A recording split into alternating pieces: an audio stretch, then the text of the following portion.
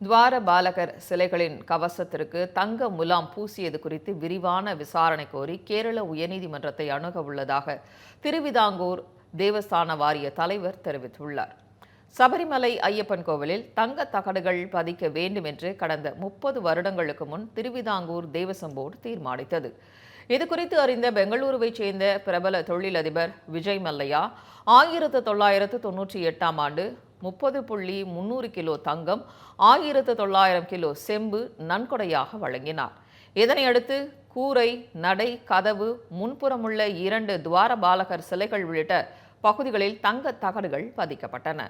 இந்த நிலையில் துவாரபாலகர் சிலைகளின் கவசத்திற்கு தங்க முலாம் பூசும் செலவை ஏற்று பெங்களூருவைச் சேர்ந்த தொழிலதிபர் உன்னி கிருஷ்ணன் என்பவர் 2019ஆம் ஆண்டு சென்னைக்கு கொண்டு சென்றார்.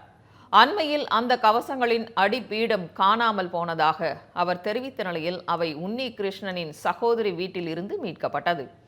இது தொடர்பாக விசாரணை மேற்கொள்ள கேரள உயர்நீதிமன்றம் அண்மையில் உத்தரவிட்டது. மேலும் உன்னி கிருஷ்ணனின் கேரள முதல்வர் உள்ளிட்டோரிடம் இருக்கும் புகைப்படங்களை காண்பித்து பலரிடம் பணம் பெற்றுள்ளார்.